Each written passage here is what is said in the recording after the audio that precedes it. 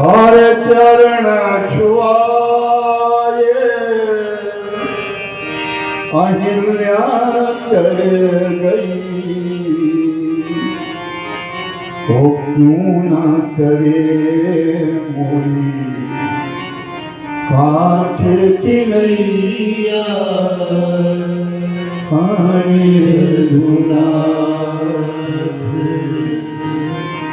गोस्वामी तुलसीदास जी ने जिन्होंने इस रामायण को लिखा वो कह रहे हैं, तुलसीदास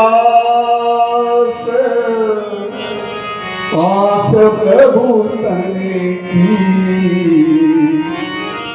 तुलसीदास आस प्रभु तने की, हरि चरणों में हर नौ में बलैया हरे रघुनाथ किनारे रघुनैया वो हरे रघुनाथ।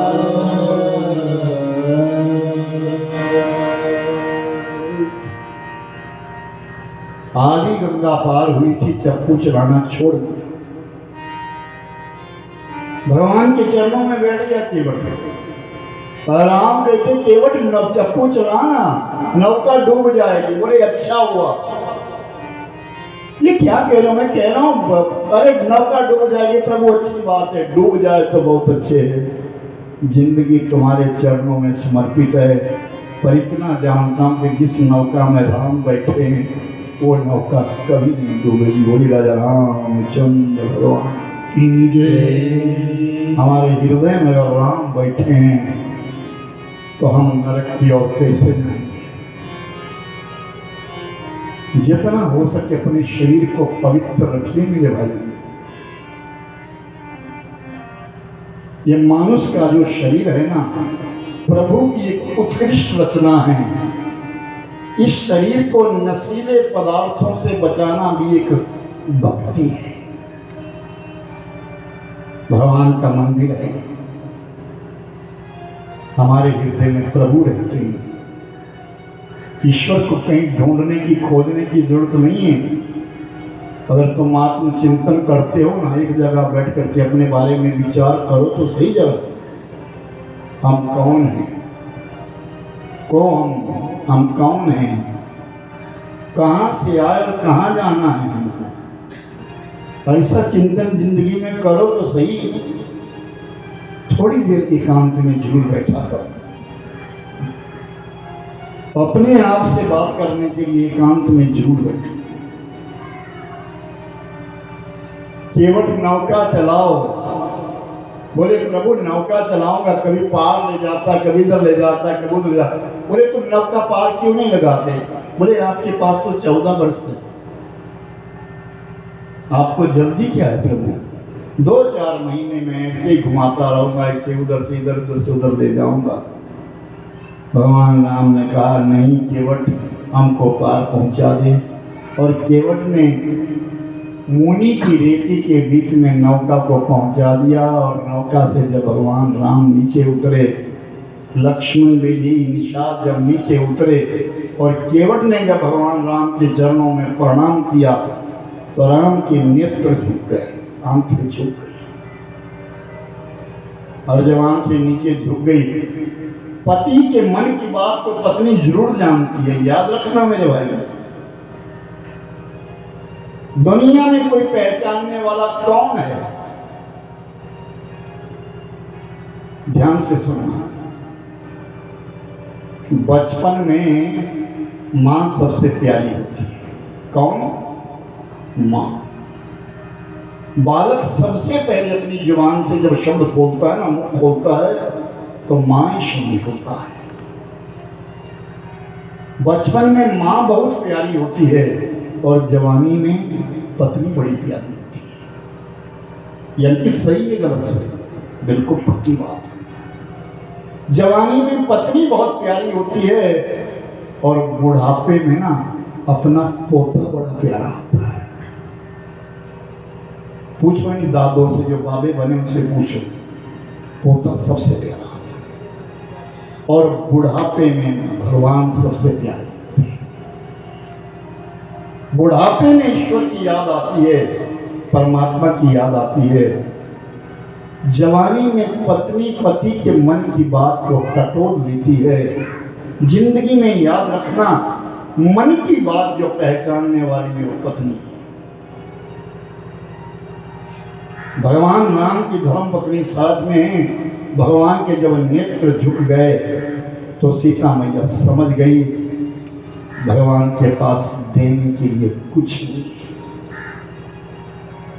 एक मछुआरा जो हमको नौका में बिठा करके लाया, जिसकी आजीविका ही नौका चलानी है, आज उसको देने के लिए सेविका ही नहीं है, उसको देने के लिए उसकी मजदूरी नहीं है।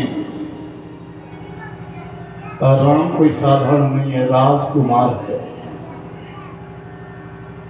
राम कोई साधारण नहीं है, राजकुमार है। और राजकुमार भी कोई साधारण नहीं है, अयोध्यापति चक्रवर्ती सम्राट राजा दशरथ के पुत्र है। और नेत्र झुक गए, सीता मैया समझ गई तो सीता मैया ने तुरंत अपने हाथ से एक अंगूठी निकाली और वो अंगूठी निकाल करके भगवान राम के हाथ में दे दी। मुद्रिका आप ये उतराई में दे दीजिए। खुद नहीं दी, खुद नहीं दी, वो मुद्रिका दे दी राम जी के हाथ में, आप दे दीजिए, उतराई आप दे दीजिए। याद रखना, जो पुण्य पति करता है ना, उसका आधा भाग स्त्री को अपने आप मिल जाता है। जो पुण्य पति करता है, पुरुष जो पुण्य कमाता है, दान करता है, धर्म करता है, पुण्य करता है, धर्म पत्नी को उसका आधा भाग स्वतः मिल जाता है। उसको ढूंढने की जरूरत नहीं पड़ती। ये धर्म कहता है। और भगवान ने जब वो अंगूठी केवट को देनी चाहिए तो केवट ने चरण पकड़ लिए भगवान राम के। प्रभु ये क्या? अरे नाई से नाई लेते, धोबी से न धोबी, जो दे के मजूरी आयु जाति को न बिगाड़िए। प्रभु आए मोरे घाट, तुम्हें पार उतार दीने, जब आऊंगा तोरे घाट तो मुझे पार उतारियो। प्रभु नाई से, अगर नाई उसके पास चला जाए, कहे मेरे बाल निकाल दो, निकाल देगा, लेकिन उसका मजदूरी नहीं देगा। धोबी के पास कपड़ा देगा, अगर धोबी तो धोबी भी नहीं देगा। और हम तो दोनों मल्लाह हैं, हमारी जात तो एक है।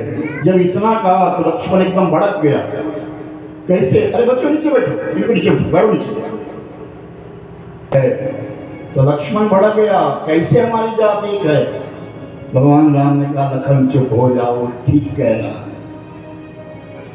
लक्ष्मण ने कहा बताओ हमारी जात कैसे है? तो केवट बोला प्रभु सुनो, मैं भी मल्लाह हूं, ये भी मल्लाह है। मैं इस गंगा मैया का मल्लाह हूं और ये पूरे भवसागर का मल्लाह है। प्रभु आए मोरे घाट तो मैंने पार उतार दी, जब आऊंगा तोरे घाट तो मोही पार उतारियो।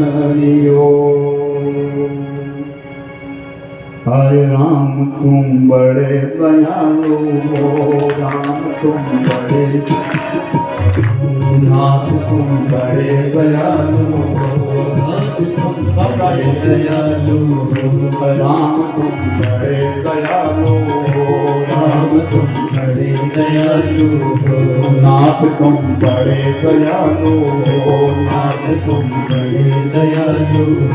न कोई और हमारा है, न कोई और हमारा है, मुझे एक तेरा सहारा है, मुझे एक तेरा सहारा है। नैया डोल रही मेरी, नैया डोल रही मेरी, ओ नैया डोल रही मेरी, नैया डोल रही मेरी। प्रभु जी अब करो न तुम देरी, प्रभु जी अब करो न तुम देरी। नाथ तुम बड़े दयालु हो, नाथ तुम बड़े दयालु हो, राम तुम बड़े दयालु हो, राम तुम बड़े दयालु हो। जय हो सीताराम भगवान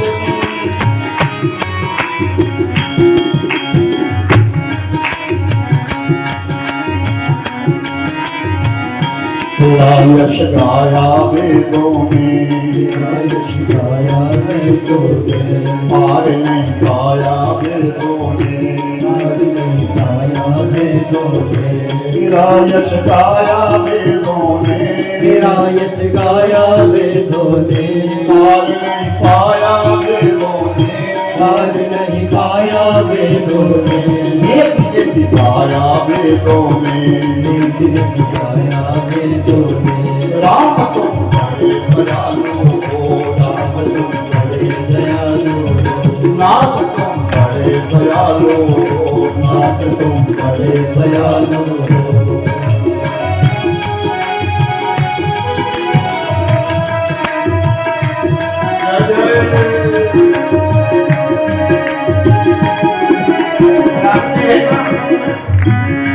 पे जा रहा है, बेइज्जती हो जाएगी।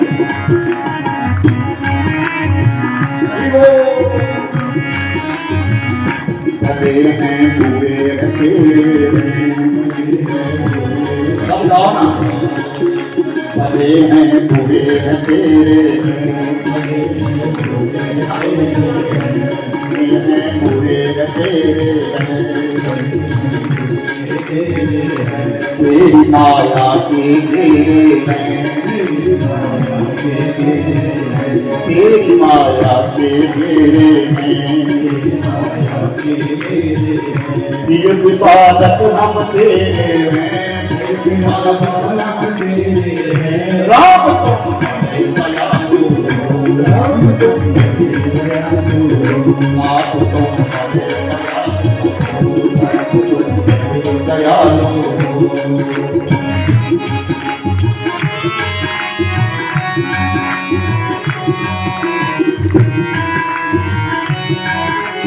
जय जय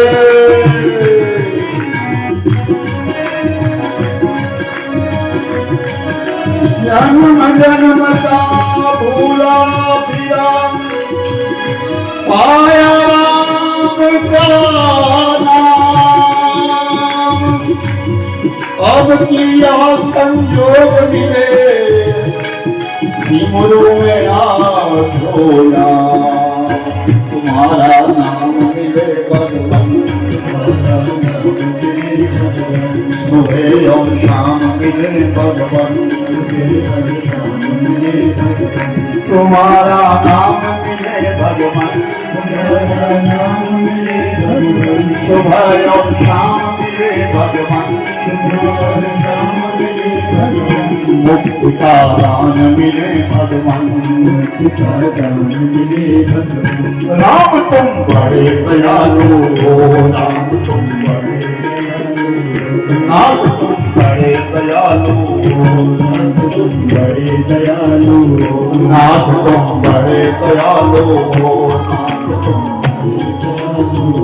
राम तुम बड़े दयालु हो, राम तुम दयालु हो।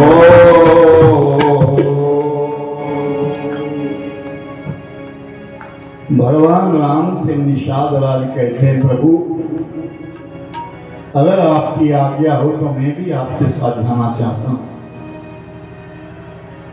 जहां आप रुकेंगे ना, मैं आपके लिए कुटिया का निर्माण करके आऊंगा। भगवान राम ने कहा चलो। तो निषाद लाल ने कुछ सेवक अपने साथ लिए, भगवान राम लक्ष्मण बेले ही जंगल की ओर निकल गए, गंगा मैया को पार कर दिया। जाकर के आगे त्रिवेणी का संगम आया, जिस संगम के ऊपर भरद्वाज ऋषि का आश्रम है। भरद्वाज ऋषि के सामने चले गए भगवान राम। बड़ा आदर दिया, सम्मान दिया भरद्वाज जी ने। राम लक्ष्मण बेदी बड़े आराम से रहे, एक रात्रि बिताई और वहां से आगे निकल गए। तो आगे वाल्मीकि जी की कुटिया आई। ऋषि वाल्मीकि जी महाराज चरणों में भगवान राम ने दंडवत प्रणाम किया। माँ सीता ने नमन किया, लक्ष्मण ने नमन किया, निषाद राज ने नमन किया। तो भगवान राम ने उनके पास आतिथ्य देकर के, उनके यहाँ रह करके कंदमूल फल खाने के पश्चात ऋषि वाल्मीकि से पूछा, बताइए मैं कहाँ रहूं? आप साधु हैं, जो आप कहेंगे वो सत्य है। आप जो रास्ता बताएंगे वो अच्छा रहेगा। आप बताइए, मुझे 14 वर्ष का वनवास हुआ है, मुझे 14 वर्ष वन में रहना है, आपको मैं कहाँ रहूं? संतों से जीवन के बारे में पूछे। ये पहला अनुभव प्रारंभ होता है। चित्रकूट की करहु निवासु, तुम्हार सब बांधी सुपास। चित्रकूट गिरि करहु निवासो, तुम्हार बांधी सुपासु। श्री राम जय राम जय जय राम। श्री राम जय राम जय जय राम। ओ श्री राम जय राम जय जय राम। श्री राम जय राम जय जय राम। श्री राम जय राम जय जय राम। श्री राम जय राम जय जय राम। शैल सुहावन कानन चारो, शैल सुहावन कानन चारो। करके हरि विहग विहार। चित्रकूट गिरि करहु निवासो, तुम्हार बांधी सुपास।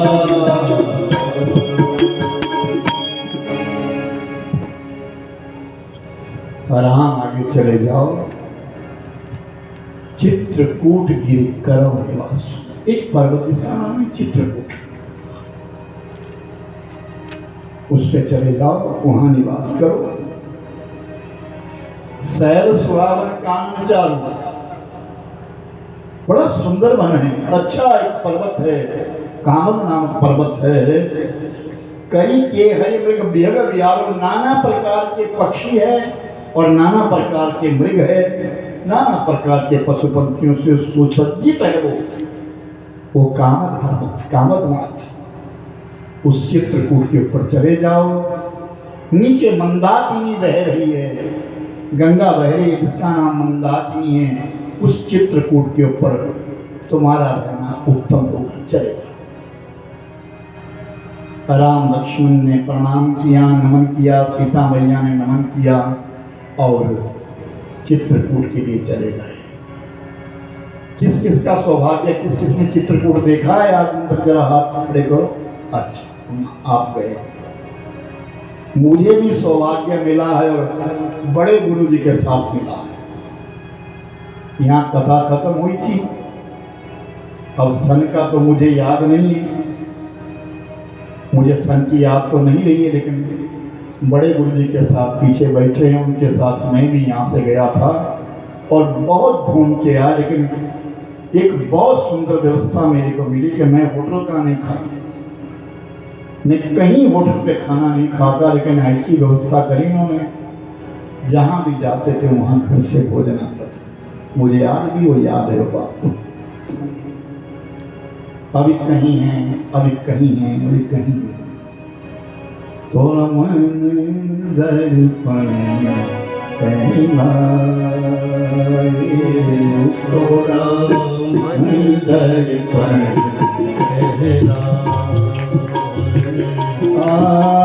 भले मोरे सारे कर्मों देखे और दिखाए, मन दर्पण मन दर्पण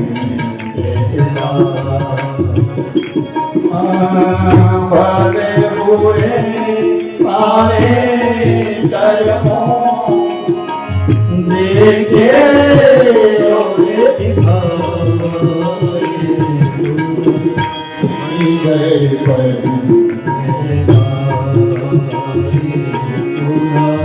मन दर्पण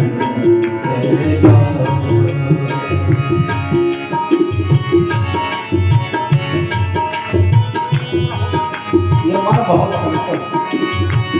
सबसे ज्यादा गति प्रधान की है। मन ही देवता, मन ही ईश्वर, मन से बड़ा को। मन ही देवता, मन ही ईश्वर, मन से बड़ा को। ओ मन उजियारा जब जब फैले, जग उजियारा हो, जग से जाए भागल जाए, जग से जाए भागल जाए, मन से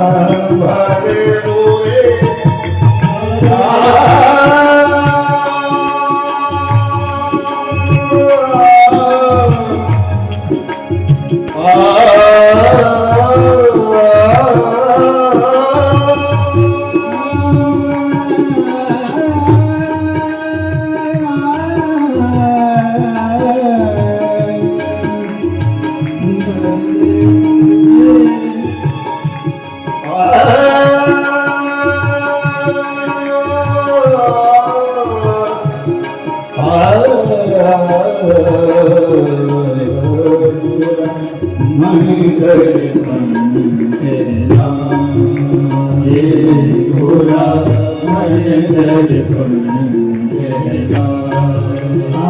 सुख की कलियां दुख के काम, मन सबका दुख की कलियां दुख के काम, मन सबका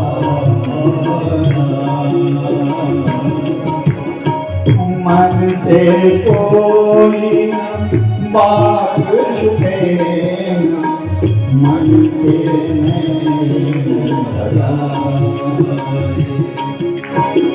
इस उजले दर्पण पर लागी, इस उजले दर्पण पर लागी, ढोलना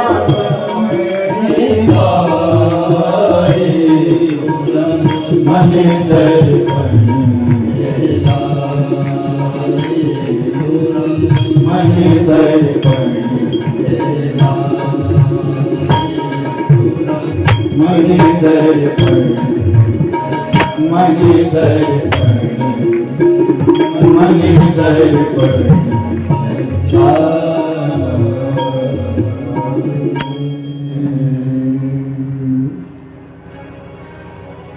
कहाँ है, अभी कहाँ है, अभी कहाँ? सबसे तेज गति जो है वो इस मन की है। दुनिया की हर गति से तेज गति जो है इस मन की है। और मन जब जहाँ जहाँ भी कहीं मानुष गया हो वहाँ वहाँ एक क्षण के अंदर ये मन पहुँच जाता है। और इस मन को सिर रखना सबसे कठिन बात है। तन की दौलत और मन की छाया, तन की दौलत ढलती छाया, मन का धन अनमोल। तन के कारण मन के धन को मत माटी में रोल। मन की कदर भुलाने वाला, मन की कदर भुलाने वाला, हीरा जन्म थोड़ा मन दर्पण कहलाए, थोड़ा मन दर्पण कहलाए। चित्रकूट के जब मछुआरों को, भिल्लों को पता चला भगवान राम आए हैं और साथ में निषाद राज आए हैं, तो बहुत सारे भिल भिलड़ियाँ इकट्ठे हो गए। सबने प्रणाम किया, नमन किया। और निषाद राज ने कहा 2 कुटिया का निर्माण करो। एक कुटिया को 3 तरफ से बंद करो और एक दरवाजा लगाओ, और एक कुटिया को चारों तरफ से खुला रखो और छत डाल दो। जो 3 तरफ से बंद होगी दरवाजा रहेगा, उसमें राम और सीता दोनों रहेंगे। और जिसमें छप्पर डाला जाएगा उसमें केवल लक्ष्मण रहेंगे, क्योंकि लक्ष्मण ने सोना तो है। कुटिया का निर्माण किया। निषाद राज ने विदाई दी और भगवान राम को प्रणाम करके, नमन करके निषाद राज अपने सेवकों के साथ लौट करके जब श्रृंगवेर में पहुंचे तो सामने रथ खड़ा है। और सुमंत बाबा के पास सारी कथा सुनाई, कहाँ कहाँ गए, कहाँ कहाँ गए, राम कहाँ जाकर के ठहर गए, ये सारी बात सुनाई। और जब सुमंत बाबा लौटने लगे, घोड़ों को पीछे करने लगे, तो घोड़े पीछे ना हो। उन घोड़ों के नेत्रों में भी जल बरस गया, हमारे राम चले गए। और लौट करके जब सुमंत बाबा ने जबरदस्ती उन घोड़ों को हटाया और अयोध्या की राह पे आए, मेरे भाई, अयोध्या एकदम शून्य। आज 6 दिन हो गए, कोई भी चहचहाट नहीं है, बिल्कुल शून्य है अयोध्या, कुछ नहीं है अवध के बीच में। और राजा दशरथ जी महाराज कौशल्या भवन में हैं, फर्श के ऊपर लिटा दिए गए हैं। कौशल्या की गोदी में राजा दशरथ का मस्तक है, पांव के पास केकई और सुमित्रा दोनों बैठे अपने जीवन की अंतिम सांसें ले रहे हैं राजा दशरथ। राम के विरह में इस शरीर को छोड़ने जा रहे हैं राजा दशरथ।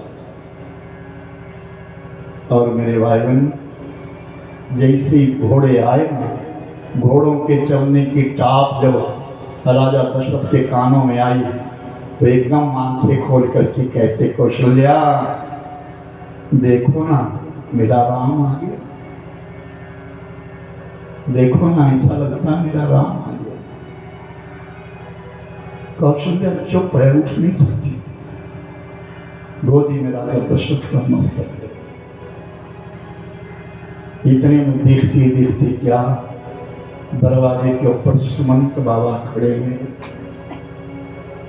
राजा दशरथ को प्रणाम किया। राजा दशरथ ने पूछा, राम आए क्या? अपनी जुबान से कुछ कहा नहीं, नेत्र बंद कर दिए। लक्ष्मण तो आया, कुछ नहीं कहा। मैं जानता था सुमंत, मेरे राम और लक्ष्मण की शरीर में रघुवंश का रक्त है, वो नहीं आएंगे, मैं जानता था।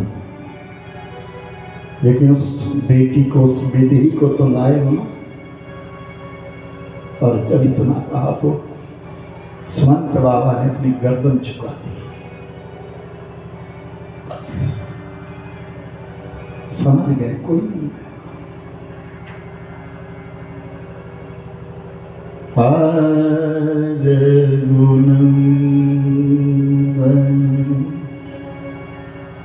प्राण परीते तुझ बिन जियत बहुत दिन बीते। हर गुण प्राण परीते तुझ बिन जियत बहुत दिन बीते। हर गुण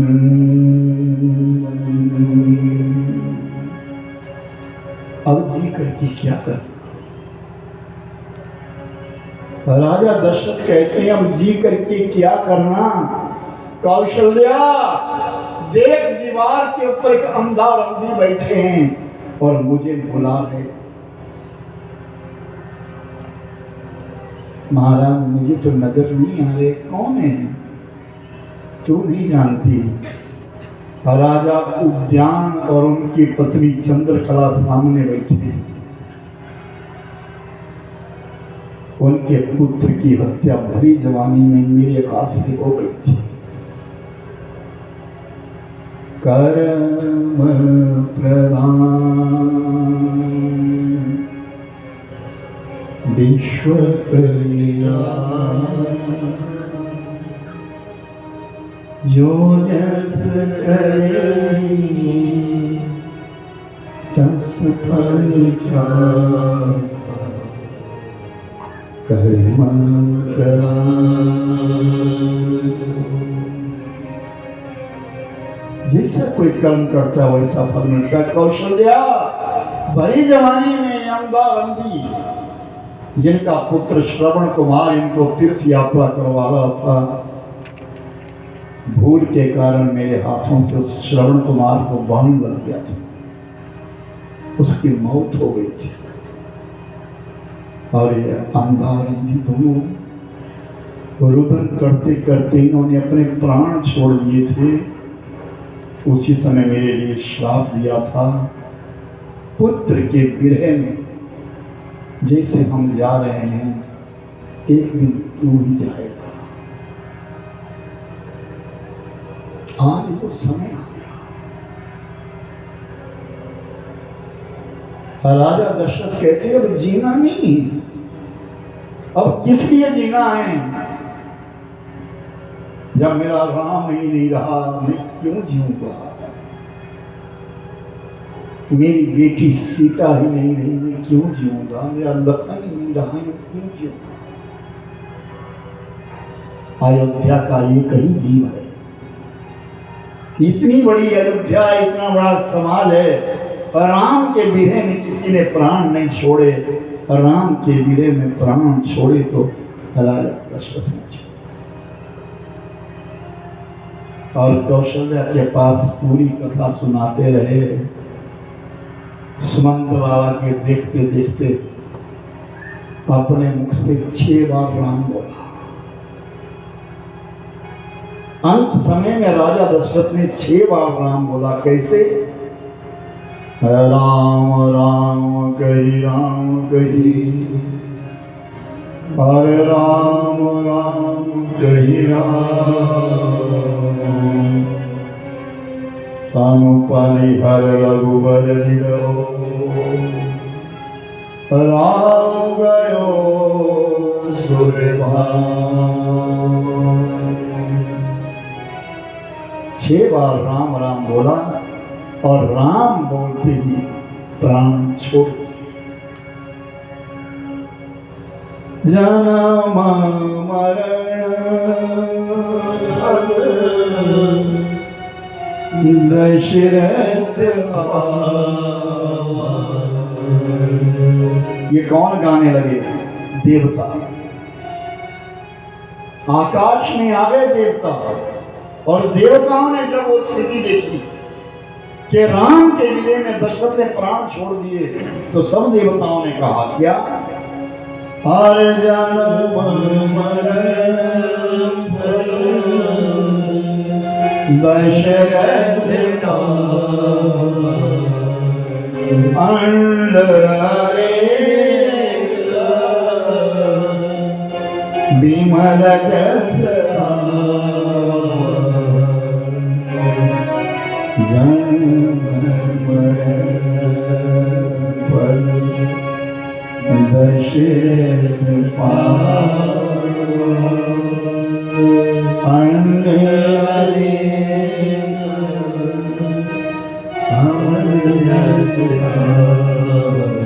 अखिल ब्रह्मांड के देवी देवता सब ये गाने लगे कि दुनिया में जीने और मरने का जो फल पाया वो केवल दशरथ ने पाया। जिए तो राम के लिए, और आज अपनी मौत को भी बुलाया तो राम के लिए, राम के लिए। मातम छा गया, शून्य हो गई, सारी अयोध्या शून्य हो गई। एक दुख पहले था और आज राजा दशरथ का मरना अवसान हो गया, सारी अयोध्या शून्य हो गई, एकदम शून्य हो गई। और मेरे भाई बहन, जब अयोध्या शून्य हो गई और भोर का समय जैसे हुआ, गुरु वशिष्ठ को बुलाया गया। गुरु वशिष्ठ आए और वशिष्ठ जी ने आकर के ना एक तेल का कड़ाहा बनाया है, और तेल के कड़ाहा के बीच में राजा दशरथ का पार्थिव शरीर रख दिया, बदबू ना आए। और राजा दशरथ का शरीर तेल के कड़ाहा में डाल दिया, और फिर संदेश वाहकों को कहा दौड़ करके जाओ, शीघ्रता से जाओ, घोड़े लेकर के जाओ और कई देश पहुंचो। वहां भरत और शत्रुघ्न है, उनको लेकर के आओ, बताना कुछ नहीं, उन्हें बोलना कुछ नहीं, इतना। चले गए संदेश वाहक, चले गए, और जब भरत जी के पास पहुंचे तो भरत जी ने पूछा क्यों आए हो अयोध्या से, कारण क्या है? महाराज हम सेवक है, कारण तो हम पूछ नहीं सकते, लेकिन गुरु की आज्ञा है कि तुम शीघ्र अतिशीघ्र चले आओ। पवनगामी अश्व थे जो हवा की तरह दौड़ते थे, ऐसे घोड़ों के ऊपर भरत और शत्रुघ्न दोनों सवार होते हैं और भाग करके जब अयोध्या पहुंचे, जैसे अयोध्या नगरी में प्रवेश किया तो देखा यहाँ तो कुछ और है, यहाँ तो सब चुप है, यहाँ तक कि पक्षी भी नहीं बोलते, यहाँ तक कि हवा भी नहीं चल रही है, यहाँ तक कि कोई सामने नहीं है। और भरत जी विचार करने लगे क्या हुआ, पूछो तो किससे पूछूं? कोई माता बहन अगर बाहर निकली है, कोई पुरुष बाहर निकला है और भरत को देखते हैं, अपने अंदर भाग जाते, चले जाते। भरत को शंका हो गई, ये क्या हुआ? जब भी मैं अयोध्या में आता था, जिस समय भी मैं अयोध्या में आता था, तो अयोध्या में ढोल बजते थे, नगाड़े बजते थे, धुंधुमियाँ बजती थी, शहनाइयाँ गूंजती थी, मेरे स्वागत में लोग आरतियाँ उतारा करते थे। लेकिन आज क्या हुआ? भाई मेरे को देख करके तो अंदर भागते, क्या बात है? हुआ क्या है यहाँ? कोई बता के राजी नहीं है, शून्य है। सारी अयोध्या नगरी में मातम सा छाया, हुआ क्या है?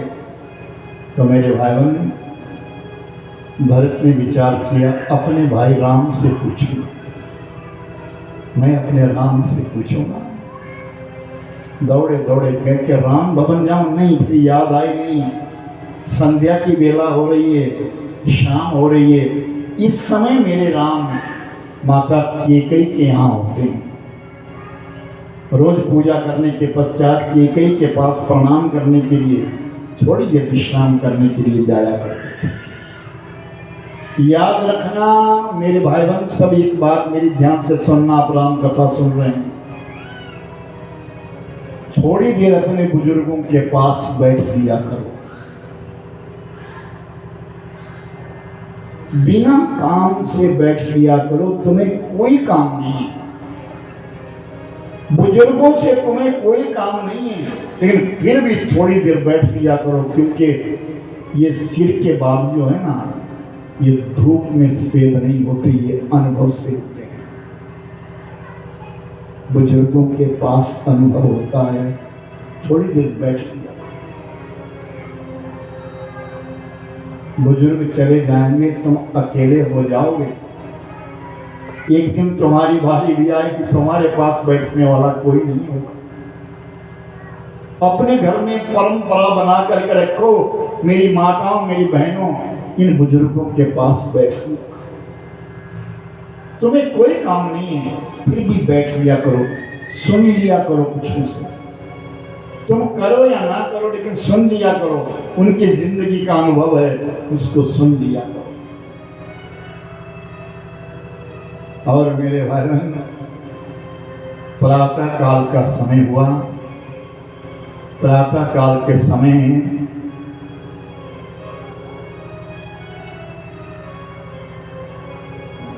विचार किया भरत जी ने, सुबह होने से पहले पहले की बात है।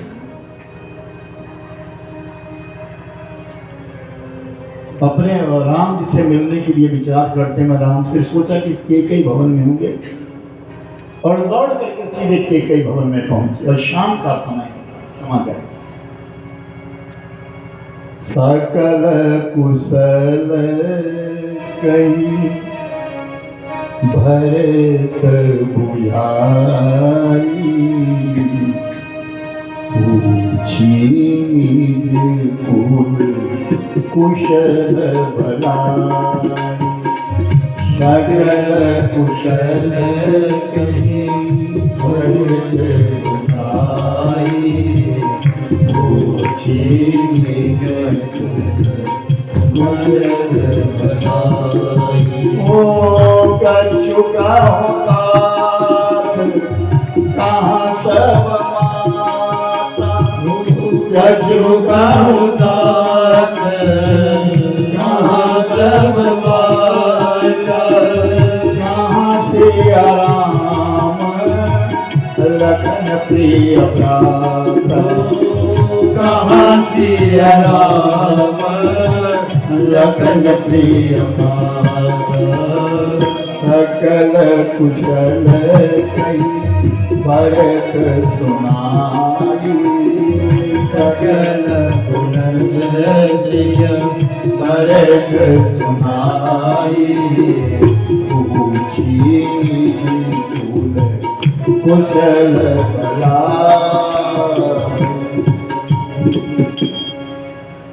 कैकेयी भवन में जैसे प्रवेश किया भरत ने, तो कैकेयी बड़ी प्रसन्न नजर आई, और कैकेयी प्रसन्न आई नजर आई, और कैकेयी ने आरती उतारी। भरत की आरती उतारी, और आरती उतारने के पास पूछा, बता मेरे भाई ठीक है, बता मेरी माँ ठीक है, बता मेरे पिता ठीक है। भरत से पूछ रही है। और भरत जी ने कहा, वहाँ तो सब ठीक है, पर कछु कहूँ तात, कहाँ सब माता, कहाँ सिया राम, लखन प्रिय भ्रात। माँ एक बात बता, वहां तो सब ठीक है, पर यहाँ राम कहाँ है? वो तो इस समय यहाँ होते, राम कहाँ है, लक्ष्मण कहाँ है, सीता माता कहाँ है, और माताएं कहाँ हैं? क्या हुआ है यहाँ? तो के कई कहती है धैर्य रख, धैर्य रख, तो थोड़ा धैर्य रख, मैं तुझे सब धीरे धीरे बता दूंगी। क्या धीरे धीरे बताए? बता ना हुआ क्या है? तो के कई कहती है भरत सुन, सब कुछ ठीक हो गया था, थोड़ी सी बात बिगड़ गई। क्या हो गया था? क्या बात बिगड़ी? बता ना। मैंने तेरे पिता ने ना भरी सभा के बीच में कहा कि कल राम राजा बनेंगे। हाँ तो बनेंगे राजा, राम ही तो राजा बनेंगे, और कौन राजा बनेगा? हमारे बड़े भाई राम ही तो है, जिनके अंदर लाखों लक्षण हैं, वही तो राजा बनेंगे। नहीं, मैंने ना तेरे पिता से 2 वचन मांगे थे, तो मैंने एक वचन में मांगा कि तू राजा बनेगा। मेरे लिए राज मांगा? मैं राज्य के योग्य कहाँ हूं? ये तूने क्या मांग लिया? मैं राज्य के योग्य कहाँ हूं? मां तूने इतना बड़ा गलत क्यों किया? एक वचन तो तेरे पिता ने दे दिया, तेरे को राजा तो बना दिया,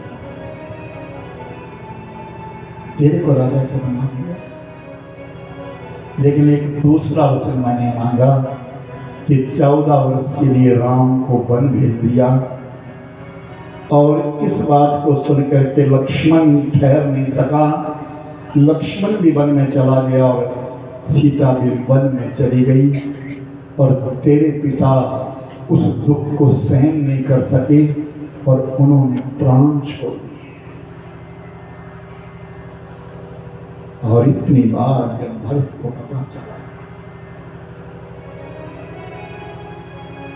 भरत ने कहा उल्टा तूने किया क्या? पहले तो अपने मयान से एकदम तलवार निकालने लगे, शत्रुघ्न ने हाथ पकड़ लिया, रुक, मां है वो, रुक, तूने इतना बड़ा अनर्थ किया, मेरे पिता स्वर्ग चले, राम वन में चले। सुन, मैं सौगंध खाता हूं, जब तक जीवित हूं तब तक तुझे अपनी जुबान से मां नहीं कहूंगा। बहुत बड़ा दंड दे दिया। बेटा सामने हो और मां को मां ना कहे, बहुत बड़ी पीड़ा होती है। जिस मां ने 9 महीने पेट में पाल करके अपने बालक को बड़ा किया है, वो बेटा बड़ा होकर के अपनी मां को मां न कहे, बहुत बड़ा दुख होता है।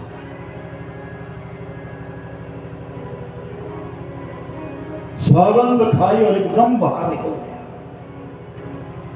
बैरागी सो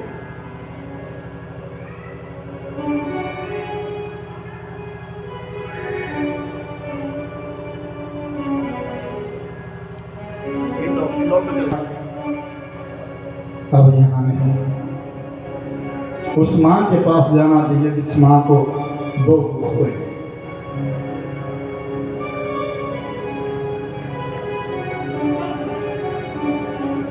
भरत देखी माँ तो उठिया,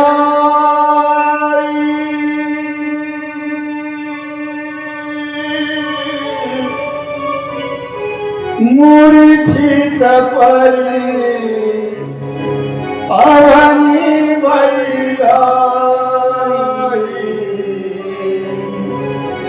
मूर्छित परी अवनी भैया।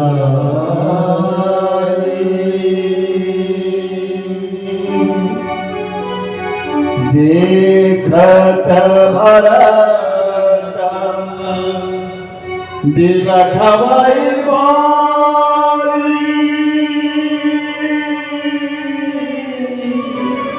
पर चरण तन दशा बिसारी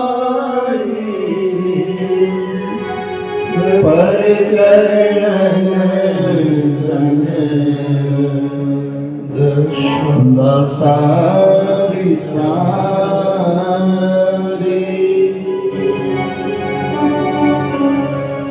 भरत और शत्रुघ्न दौड़े दौड़े चले गए और कौशल्या के पास पहुंचे जिसको मूर्छाई थी, और जिसे गए चरणों में प्रणाम किया तो दासियों ने कौशल्या को उठाया, उठो उठो उठो भरत आया है। और जैसे भरत आया था ना, और भरत को एकदम पकड़ लिया और अपने गोदी में बिठा लिया। मां मेरे कारण को नहीं भरत, ये विधि का विधान है। नहीं मां, ये मेरे कारण हुआ। संत हमेशा अपने को टटोलता है, कहीं मेरी गलती तो नहीं है। संत यही कहता है गलती मेरी है। नहीं मां, ये मेरे कारण हुआ है। नहीं भरत, ये विधि का विधान है। सुन मां, लोभी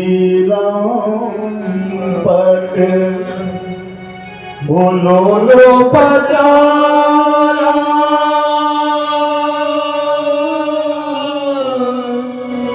जो कही पर धन परिवार जो करी पर धन परिदार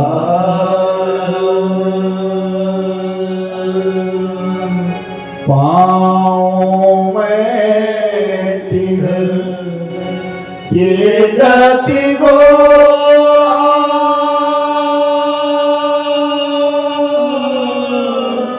जो जननी यह सम्मत मोरा जो जननी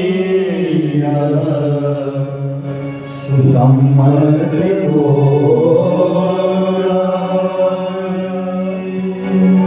भरत कहते मां सुन, लोभी, लंपटी, लालची, दूसरे की स्त्री के ऊपर नजर रखने वाला, ऐसे लोगों की जो गति होती है वो गति मेरी हो जाए। अगर ये मैंने चाहा हो कि राम को वनवास हो, मुझे राज मिले। नहीं भरत, तू नहीं चाहता था, ये विधि का विधान है। नहीं मां, फिर भी हुआ तो मेरे कारण। अपने को दोषी मान। राम कथा में भरत को संत की जो संज्ञा है वो केवल भरत को ही मिली है और कोई नहीं हुआ। मेरी माताओं, बहनों, भाई बंधुओं, सुनो, राम कथा हमारे घर की कथा है, विचारणीय विषय है। सब सुनिए प्रेम से। हमारे घर में राम भी है, हमारे घर में रावण भी है। इस राम कथा को सुन सुन करके मेरे भाई बहन बहुत पाप चले जाएंगे, पुण्य मिलेगा। 3-4 दिन बाकी है, प्रेम से कथा सुन लो। दोबारा पता नहीं जिंदगी में भेंट होगी या नहीं, इसलिए मैं आप सबसे ये कहता हूँ, सुन लो कथा। इतना बड़ा गांव है, सुन लो कथा। ये दोबारा पता नहीं। और इतनी हिम्मत होती किसमें? लाखों रुपया खर्च हो रहा है इस कथा के ऊपर, साधारण बात नहीं है। घर में कथा करवाना साधारण बात नहीं है, लाखों रुपया खर्च होगा इस पे। इसका सदुपयोग हो, कुछ सुन लो, आपके जन्म में काम आएगा। मैं गिर गिर के कह रहा मेरे कारण हुआ है। कौशल्या भरत को पुचकार रही है, इतने में भोर हो गई, सवेरा हो गया। पूरी रात सोए नहीं भरत। गुरु वशिष्ठ आए और जैसे गुरु वशिष्ठ को देखा, अपने गुरु को देख करके भरत जी को रोना। अरे गुरुदेव, अगर आप ना होते तो मेरे पिता को संभालने वाला कौन? और सचमुच जिस पिता ने पाप पोष करके बड़ा किया ना, उस पिता के जाने के पश्चात अंधेरा होता है दुनिया में। पिता के जाने के पश्चात अंधेरा होता है। माँ तो 9 महीने पेट में पालती है, लेकिन पिता तो अपने दिमाग में पालता है बच्चे को। जब तक वो कहीं काम पर लग ना जाए तब तक बाप के दिमाग में बात घूमती रहती है। और जब बच्चे बड़े हो जाएं तो कहते हैं हम अपनी मर्जी से शादी करें। और जब बच्चे बड़े हो जाएं, परिवार बन जाए उनका, तो अपने बापों को कहते थे तू चल किनारे।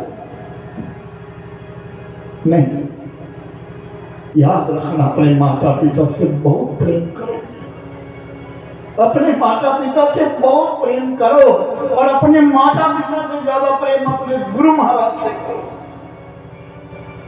जिन्होंने तुम्हें मुक्ति का रास्ता दिया। आज भरत जी गुरु चरणों में लेट गए। अगर आप ना होते तो मेरे पिता को कौन संभालता? और आज वैकुंठी तैयार करवाई गई। जब अर्थी बनी ना, शमशान ले जाने के लिए इस समय अर्थी बनी, और अर्थी के लिए जब भरत और शत्रुघ्न ने कंधा किया, आकाश मार्ग से देवताओं ने फूलों की वर्षा करी। आज चक्रवर्ती राजा दशरथ का वो पार्थिव शरीर सरजू नदी की ओर जब जाने लगा, दुनिया जब उनकी खत्म हो गई। एक एक कदम देता है ना पुत्र, एक एक अश्वमेध यज्ञ का पुण्य मिलता है।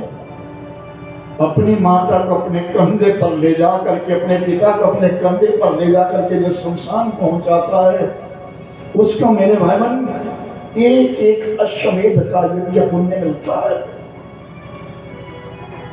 आज विदेशों में जा रहे हैं बच्चे, लौट करके आएंगे, वो माता पिता तरसते रहेंगे, कहां सुख मिलेगा तुम्हें? माता पिता अपने बुढ़ापे के लिए अपने बच्चों को पालते हैं, हमारा बुढ़ापा अच्छा हो जाएगा, हमें हमारे बच्चे संभाल लेंगे। लेकिन वो बच्चे तो सब जा रहे हैं, कौन संभालेगा इन बुजुर्गों को? कौन संभालेगा? पी लो इस राम कथा को, इस राम रस को। और मेरे भाई बहन, जब अर्थी शमशान के लिए निकली, वैकुंठ जब चलने लगी, अयोध्या के नर और नारियां सब सरयू नदी के किनारे पहुंच गए। चंदन की चिता लगाई गई है, और चंदन की चिता के ऊपर राजा दशरथ का पार्थिव शरीर रख दिया गया। सारे अवधवासी खड़े हो गए, देवता आकाश मार्ग में खड़े हैं।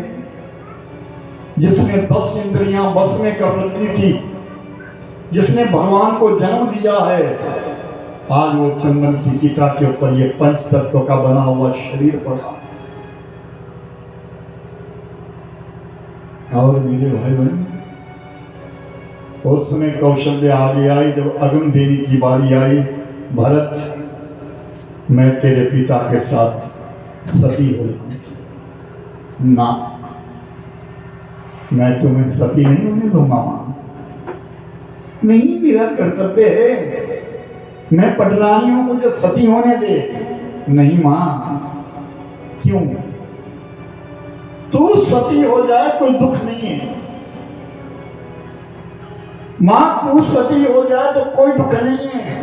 तेरे पीछे सुमित्रा मां कहेगी मैं भी सती हो जाऊंगी तो भी दुख नहीं है, तू भी सती हो जा, सुमित्रा भी दुखी सती हो जाए, लेकिन तुम दोनों के पीछे ना ये उल्टा बोलेगी, ये कैकई बोलेगी मैं भी सती हो जाऊंगी। तो सती स्त्री पति लोक को प्राप्त होती है। जिसने मेरा पिता को यहाँ सुख नहीं दिया, वो परलोक में भी सुख कहाँ देगी, इसलिए मैं सती नहीं होने दूंगा तुम्हें, पीछे हटो। और गुरुदेव वशिष्ठ ने कहा भरत अग्नि दान करो। भरत और शत्रुघ्न ने परिक्रमा करी,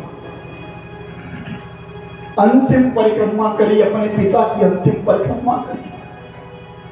और इस समय राजा दशरथ की उस चिता का परिक्रमा लगाई गई और जब चरणों में प्रणाम किया और जब पुत्र ने अपना अधिकार दिया, अपने पिता को अग्निदान किया, तो पिता हंसता है उस समय।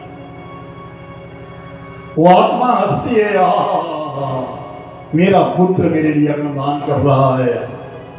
पुत्र अग्निदान करता है, संस्कार करता है, पिता की गति मानी जाती है।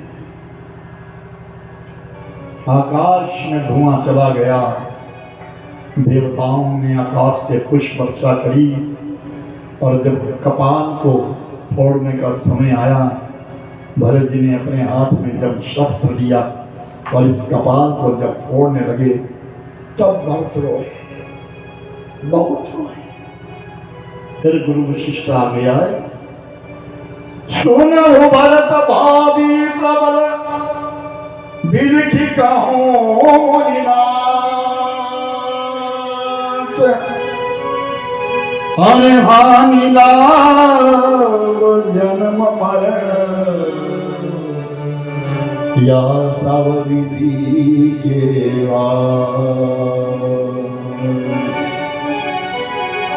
सुनो भरत भावी प्रबल बिलखी कहूं मुनिनाथ, हानि लाभ जीवन मरण जस आप जस विधि। भरत रो मत, विधाता ने ना 6 चीजें अपने हाथ में रखी, हानि और लाभ,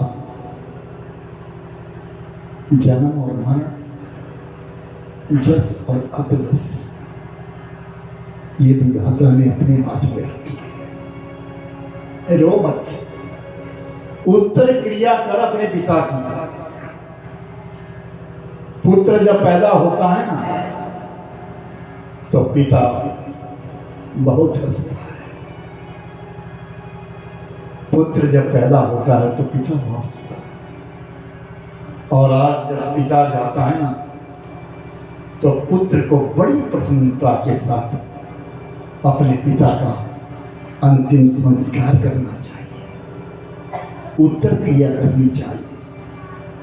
16 दिन तक उत्तर क्रिया चली और 17वां दिन जब आया तो उस दिन सभा लगी, अयोध्यावासी बिठाए गए, सब पंचों को बिठा दिया गया, राजगद्दी खाली है। और गुरु वशिष्ठ आए और गुरु वशिष्ठ ने आकर के भरत से कहा, भरत उठो और गद्दी पर बैठो, तुम्हारा पिता तुम्हें राजगद्दी दे गया है, गादी पर बैठो। भरत ने कुछ नहीं कहा। सुमंत बाबा ने कहा, भरत उठो गादी पर बैठो। भरत ने फिर भी कुछ नहीं कहा। एक एक करके, बच्चों सब नीचे बैठो, सब अपना अहोभाग्य मानिए।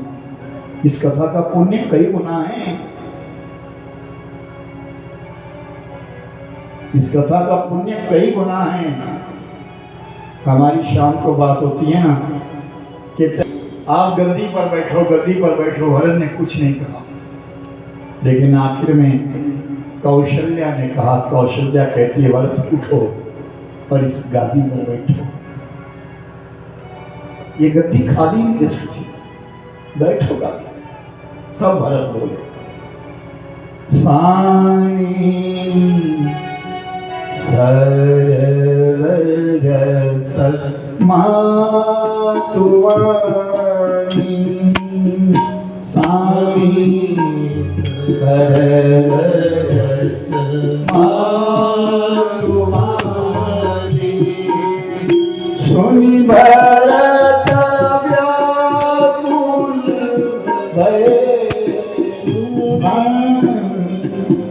सानी सरस तुम्हारी सुनि भरत व्याकुल भये सानी सरस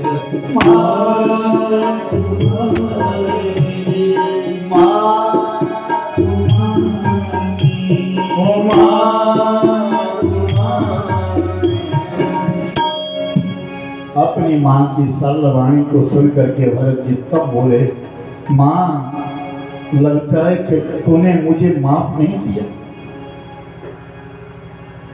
कौशल्या फिर कहती, तेरी गलती क्या है? मैं तुझे माफ क्या करूं, तेरी गलती क्या है?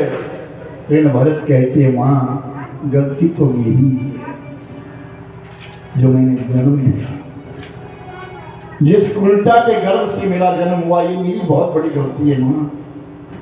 पर तूने मुझे क्यों, तुम सब लोग कहते हो इस गद्दी पर बैठो, ये गद्दी को मेरा पिता दे गया, ये मेरे पिता की गद्दी है कोई, उसको तो उसके पिता देगा, उसको तो उसके पिता देगा, उसको तो उसके पिता देंगे, तो परंपरा से चली आई गद्दी है। ये गद्दी हमारी कहाँ है? सब संपत्ति रघुपति कर नाना, जितनी भी संपदा दुनिया में है सब रघुपति की है, सब उस मालिक की है। और मुझे कह रहे हो गद्दी के ऊपर बैठो? मेरे में इतना पुण्य कहाँ है, मेरे में इतना लक्षण कहाँ है? मेरा नाम लिया, इस उल्टा ने मेरा नाम लिया कि गद्दी के ऊपर भरत बैठेगा। कितना बड़ा अपराध हो गया, कितना बड़ा पाप हो गया, कितना बड़ा कृत्य हो गया। कौशल्या माँ तो विधवा हो गई, मेरे को केवल राजा नाम लेने से। और सुन, अगर आज मुझे तुम जबरदस्ती इस गद्दी पर बिठाओगे ना, तो ये गद्दी धरती पर नहीं रहेगी, ये सीधी पाताल में चली जाएगी, डूब जाएगी। तो सब कहने लगे, भरत जी आप क्या चाहते हैं? पिता तो आपको राज दे गए हैं, आप क्या चाहते हैं? भरत जी ने कहा, अगर मेरी वाणी सुनना चाहते हो तो सुनो। मैं चाहता हूं सारी सामग्री एकत्रित करो, अराज्याभिषेक की सामग्री इकट्ठी करो, हम सब जाएंगे चित्रकूट में और राम जी का दर्शन करेंगे। आहा, जब ये बात कही ना, सब ने कहा साधु साधु साधु साधु। भरत जी सचमुच आप साधु है, जो भगवान से मिलाए हो तो साधु, जो भगवान से मिलाए वो तो साधु है। संत परम हितकारी, जो ईश्वर से मिलाता है, प्रभु से भेंट करता है, वही साधु है। वही तो साधु है जो ईश्वर से मिलाता है।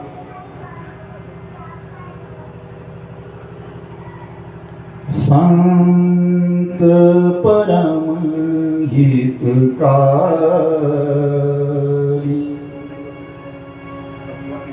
कहा मेरी इच्छा है कि हम सब राम से मिलने के लिए।